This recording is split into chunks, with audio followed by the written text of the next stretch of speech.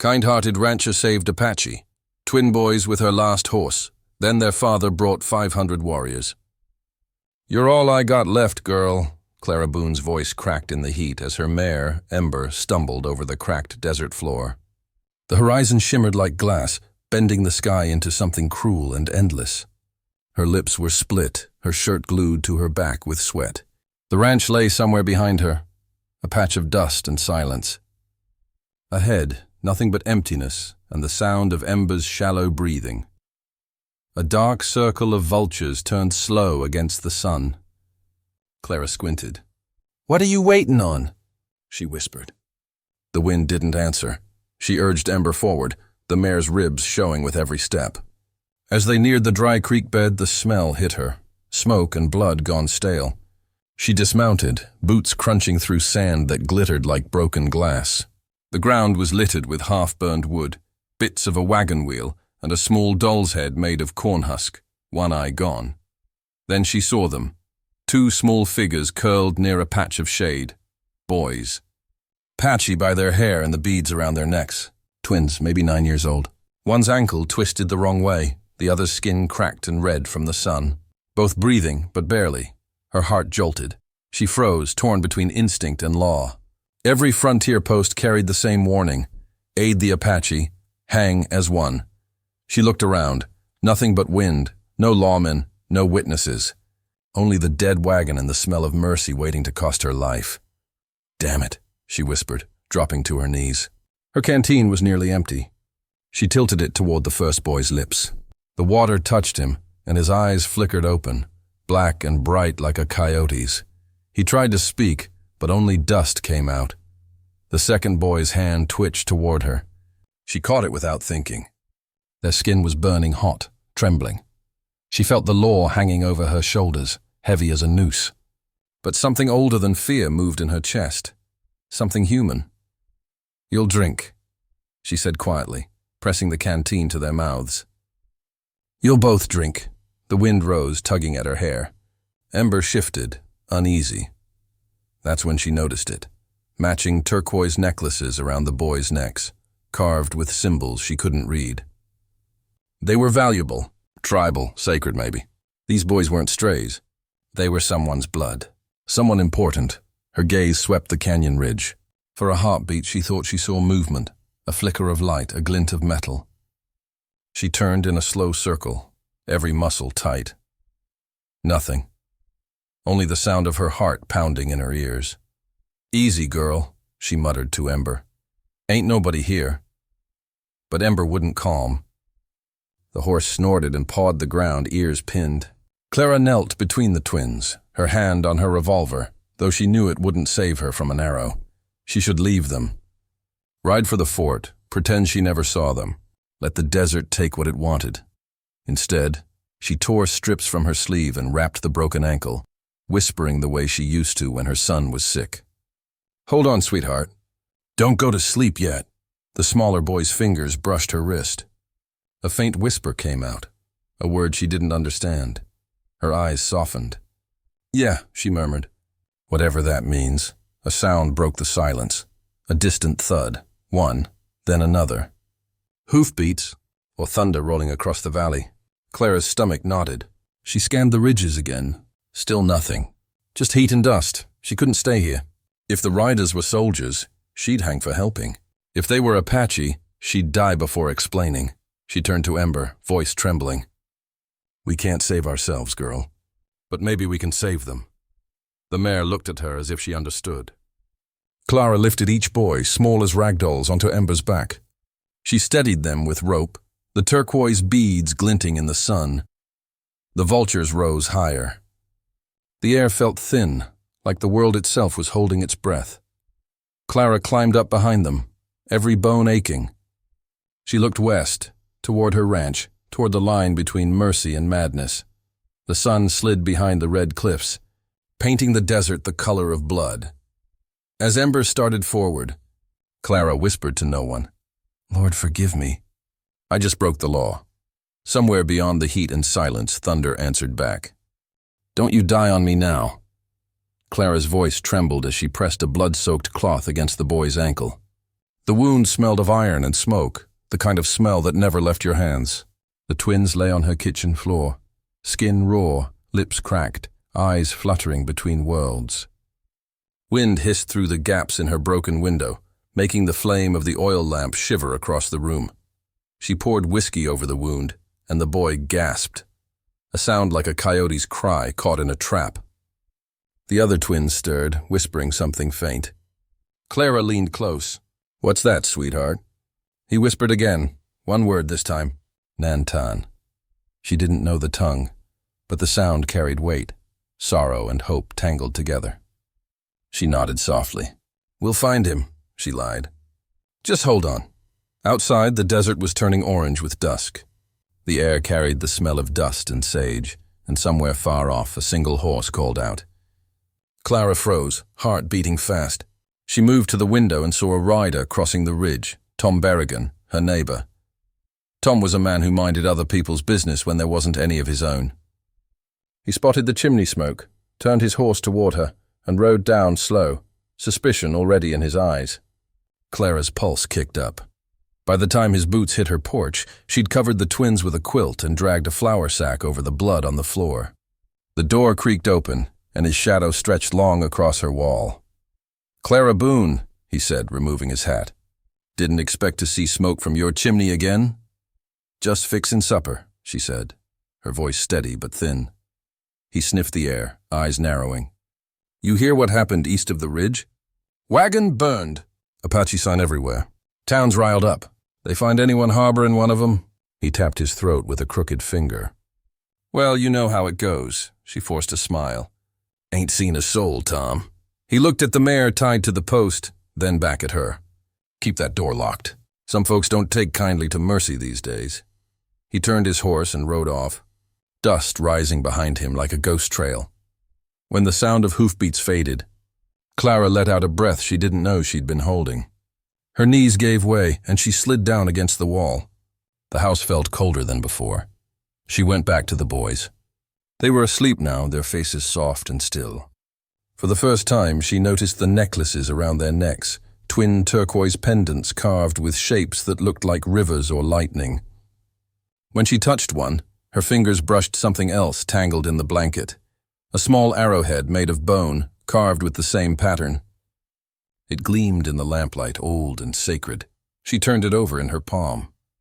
Whoever their father was, he wasn't just any Apache. These boys were marked, royal blood in a world that didn't care. A sharp sound broke her thoughts. Ember snorted in the barn, stomping the ground hard. Clara froze, hand moving toward the rifle by the door. Another sound, faint, scraping like boots on gravel. She stepped to the window again. Nothing but moonlight crawling across the yard. "Easy, girl," she whispered through the glass. "Ain't nobody coming." But she didn't believe it. That night she couldn't sleep. The twins lay bundled in the barn beside Ember, their breathing soft, steady. Clara sat in a chair near the open door, lamp flickering. Her eyes followed the rise and fall of their chests. A memory crawled up from somewhere deep. Her own child, fever burning him from the inside out. How she'd held him. How she'd begged God for one more sunrise. The desert wind sighed through the slats, carrying the smell of dust and rain that never came. Clara reached out and touched one of the boy's hands. It was small, rough from travel. "You're safe now," she said. "Least for tonight." But even as she said it, she knew it wasn't true. She looked toward Ember, the old mare half asleep, her chest rising slow. "You've carried me long enough, girl," Clara whispered. "Tomorrow, you'll carry them." Her voice cracked on the last word. Outside, the horizon began to pale, a thin line of silver where night gave up to dawn. The light touched Ember's eyes, and they glimmered faintly. Tired, but loyal. Somewhere beyond that pale morning. The world would come for her, but for now, only the sound of breathing filled the barn. Human, horse, and wind, all waiting for the day to test what mercy truly costs. "Go on, girl, before I change my mind." Clara's whisper cracked against the dawn wind. Her fingers trembled as she fastened the last knot, tying the two boys together with rope and frayed blanket across Ember's back. The mare shifted, nostrils flaring in the golden dust. Light crawled across the desert floor like fire on dry paper. Morning had come. Too bright, too quiet. The twins barely stirred. Their small hands clung to each other, faces sunburnt and pale. Clara brushed a lock of hair from the younger one's forehead and whispered, "Find their people, girl." "Find them fast!" Ember gave a low, throaty sound, almost human, as if she understood. Clara slapped the saddle once, firm and final. "Go!" The mare lunged forward, hooves pounding against the cracked earth, carrying the two small lives into the wide gold horizon. Clara stood motionless, her shadow long and thin behind her. The sound of hoofbeats faded until it was swallowed by the wind. Only then did her knees buckle. The desert stretched endless before her, a graveyard of light and silence. Every ridge shimmered like a mirage. Every gust cut through her coat like glass. She looked down at her hands, raw, blistered, and started walking. Each step sent knives through her feet. Sweat ran down her spine, drying before it reached her belt. The earth beneath her boots cracked open, echoing with each drag of her heel. She tried to pray, but the words came out as dust. "You hear me up there?" she muttered to the sky. "You take my boy, my land. Now you take my breath too." No answer. Just the hiss of wind weaving through cactus thorns. By noon, the sun was merciless. Clara's lips split. She could taste salt and copper. In the distance, something dark circled the sky. Buzzards. She stopped, hand over her eyes, trying to see where they hovered. They drifted in slow spirals, patient and sure. She couldn't tell if they were following her or Ember. "Not yet," she rasped. "You ain't getting me yet," she walked on. The land rippled under the heat. Ghosts of mesas, ghosts of rivers, ghosts of everything she used to believe in. Somewhere between steps, she started talking again, voice hoarse but steady.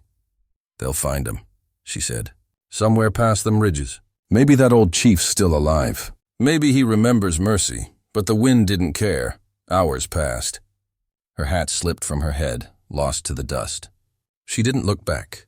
When she stumbled, she used her rifle as a cane. The barrel burned her hand, but she didn't let go. The sky began to turn the color of blood, evening bleeding across the sand. Clara's vision blurred. She knelt once, then again. The ground beneath her swayed like water. Then she saw them, hoofprints, faint and scattered. Embers. The sight hit her like a prayer answered too late. She crawled toward them, tracing one print with her fingers, until it vanished beneath windblown sand. No. She dug into the dirt as if she could pull them back. "Not yet, girl. Keep going." The desert didn't move. She forced herself upright, staggering toward the horizon. Each breath came sharp, shallow. Somewhere ahead, she thought she heard running water. But when she reached it, it was only wind singing through a dry creek bed. The same place she'd found the boys. She sank to her knees. The world spun, fading at the edges. The buzzards were closer now, silent shadows gliding above her. She watched them drift, their wings cutting slow circles through the dying light. Her throat burned. "If they live," she whispered, "it's enough." Her hand fell open against the sand, grains slipping through her fingers like time itself. The sun sank behind the ridge, setting the world on fire one last time. The wind hushed, holding its breath. Clara's eyes closed. Her face turned toward the place where the mare had vanished. And then, silence.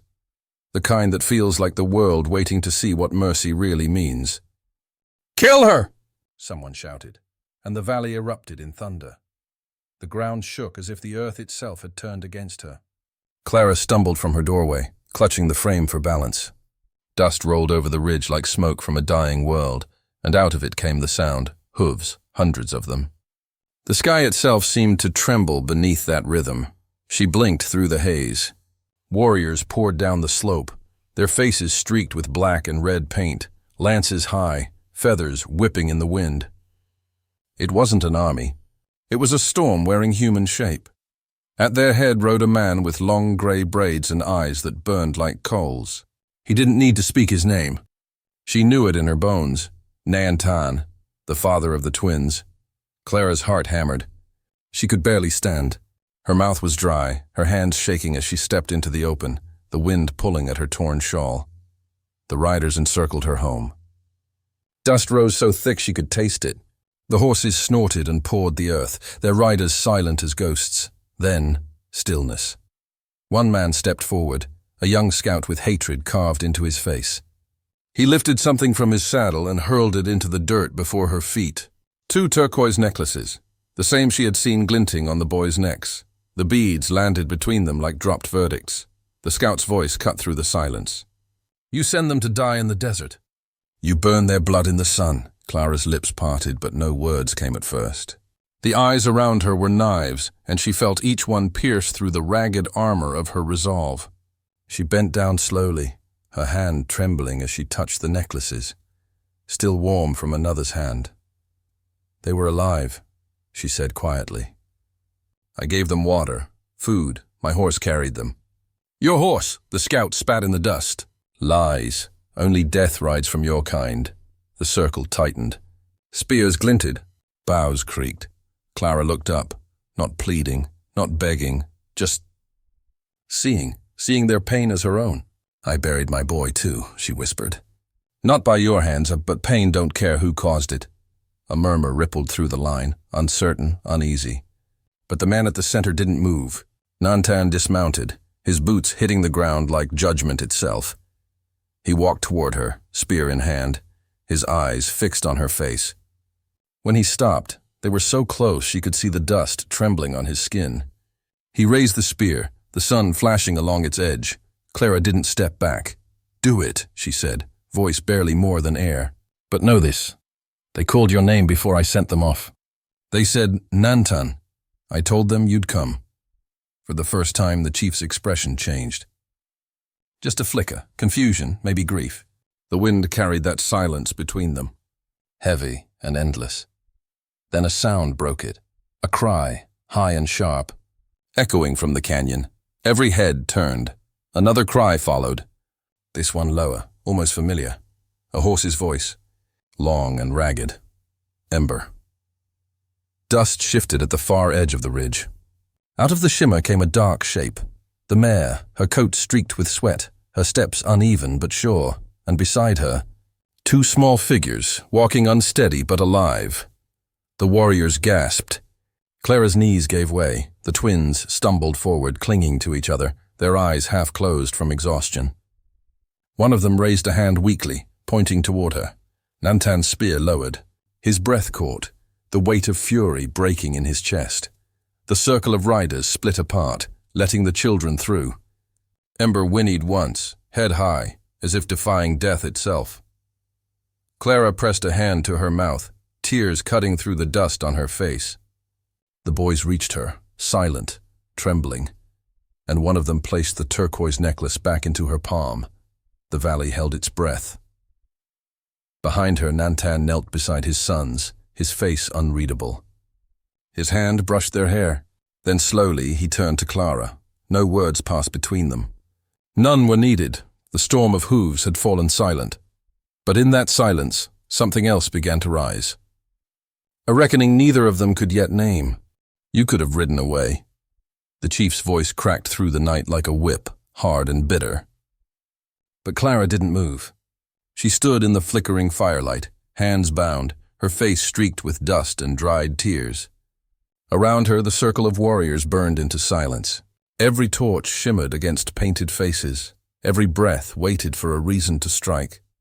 The twins clung to her skirt, their small bodies trembling. One whispered her name like a prayer. Across the ring, Chief Nantan stood beside the shaman. His eyes, black and burning, searched her like she was both ghost and threat. Beside him, Ember lay half-collapsed on the ground, ribs showing, foam crusted on her mouth. The shaman bent down, pressed a hand to the mare's chest, and nodded once. The beast had run herself nearly to death. That truth changed the air. A murmur passed through the tribe, like wind before a storm. Nantan took a slow step forward. "You crossed sacred ground. You took my sons. You lied to my blood." "I saved your sons," she answered, her voice low but steady. "You had no right." "Maybe not," she said. Her eyes glinted through the firelight. "But I had a reason." The flames snapped louder. Shadows crawled along the faces around her. Somewhere in the dark, a drumbeat started. Slow, heartbeat deep. Then speak, said the chief. Why would a white woman risk her life for my blood? Clara looked down at the boys pressed against her legs. They looked up at her with eyes that were half her fear, half his fire. Because, she said, a mother should never bury another's child. The world went still. Even the drum stopped. Only the wind moved, sighing through the dry grass. A single feather from the chief's headdress loosened and drifted down. It turned in the firelight, glowing gold for an instant before settling into the flames. The smell of burning down filled the air. The council began to murmur, low, divided. She broke the law, one elder said. But she saved blood, answered another. She walked our sacred trails. Yet her hands carry mercy, not blood. The shaman raised his staff, silencing them. He spoke in Apache, words heavy with meaning, his voice rough with age. The translation came in fragments. Red mercy, spirit courage, life returned. Clara didn't understand their language, but she felt the tone shift, the anger softening, bending under something older, something sacred. The chief's gaze fell to his sons. They stood beside Clara now, small faces streaked with soot and tears. One reached up and placed his tiny hand over hers. Father, he whispered, she is good. The chief's jaw clenched. His eyes glistened in the light, though no one would dare name it tears. He looked at Ember, the mare breathing shallowly, her side rising like waves in dying wind. He looked at Clara, bruised, shaking, but still unbowed. Finally, he reached for his spear. The circle tensed. A warrior drew an arrow halfway back. The boys cried out. Clara didn't flinch. She only closed her eyes. The sound came, sharp and final, wood breaking. The chief held the broken spear in two pieces, its shaft split clean down the middle. For a heartbeat, no one breathed. Then he threw the halves into the fire. No blood for mercy, he said. The flames swallowed the wood with a hiss. The warriors bowed their heads. The tension broke like a storm lifting from a valley. Clara's knees gave out, but she stayed upright, the twins still clinging to her. The chief turned to his people. This woman, he said, walked where none should walk, not for gain but for heart. That is stronger than fear. The council bowed in silence. Somewhere behind them, a coyote called across the night, long and lonesome. Nantan stepped closer, his face now calm. Your path is not ours, he said, but tonight it runs beside it. He turned, his sons following him into the moonlight. The tribe began to disperse, leaving only the dying fire between her and the stars. Clara looked up, the orange glow reflecting in her eyes. For the first time in days, the valley felt still, not safe, but sacred. Then, from the shadows beyond the fire, a new sound rose, distant, metallic, and wrong. A single rifle bolt being drawn back. Don't go, one of the twins whispered. His small hand clung to her dress, eyes wide beneath the fading firelight. Clara didn't answer. She only looked toward the horizon, where the first pale smoke of dawn curled like ghostly fingers over the valley. The air still carried the scent of ash and sweat, of judgment narrowly escaped.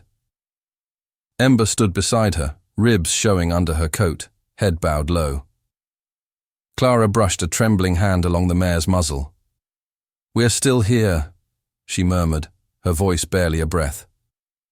That's enough. The horse flicked her ear as if she understood, and for the first time in days, Clara let herself breathe without fear of the next moment. From the shadows of the dying fires, Chief Nantan approached. The tribe parted silently for him, their faces unreadable in the morning mist.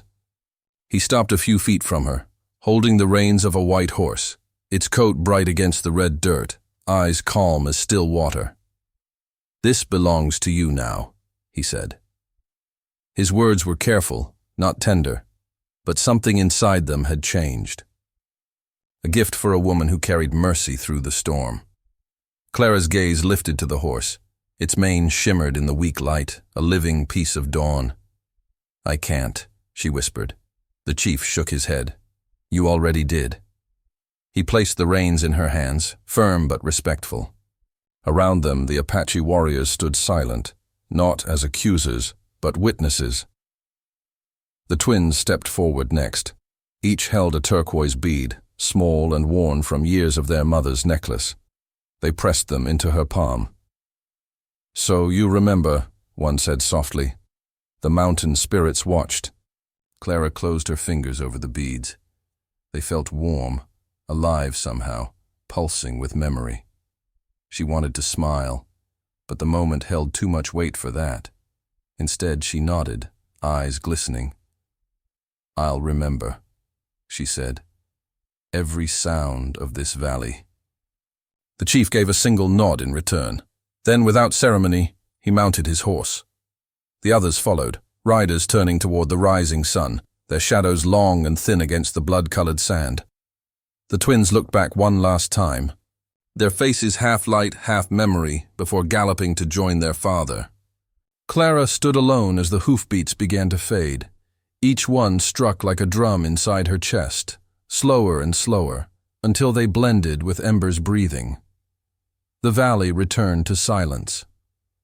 Only the wind spoke, carrying the faint echo of chants and the dry whisper of grass. She walked to the edge of her ranch fence, or what was left of it, charred posts and broken rails. Beyond it, the land stretched endless, red and raw under the new day. She ran her hand over the beads again, then tied them around Ember's neck. "They said the desert forgets quick," she murmured.